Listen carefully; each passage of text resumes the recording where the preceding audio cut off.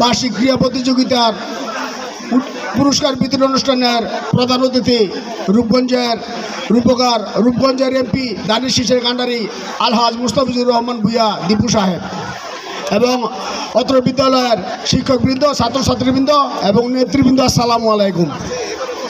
আজকে আমাদের এমপি মহোদয় এই স্কুলের আগমন উপলক্ষে আমরা আজকেরই মিলে যারা আছি এখানে উপস্থিত, আমরা সবাই আনন্দিত এবং গর্বিত। কাজে আমাদের চাওয়া পাওয়াগুলি আজকে এমপি মহোদয়ের কাছে পেশ করতে পারবো।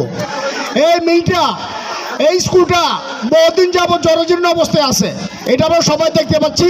একটা নিরাপত্তাও নেই, কিছুদিন পর পরই স্কুলে চুরি হয়। বাচ্চাদের স্কুলের লেখাপড়ার মান কিভাবে ভালো হবে? এখানে যদি সুনজরি না থাকে, উপরের মহলে যদি সুনজর না থাকে, তাহলে স্কুল কিভাবে ভালো চলবে?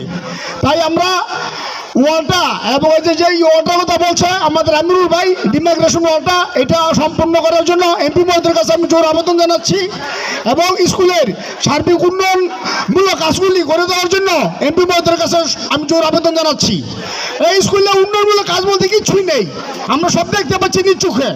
তাই এমপি মহোদয়কে জোর অনুরোধ করছি।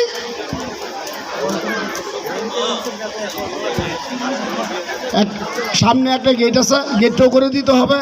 আর স্কুলে অনেক কাজ আছে, সেগুলি আমরা পর্যায়ক্রমে আমরা এমপি মহোদয়ের কাছে আমরা কয়েকদিন।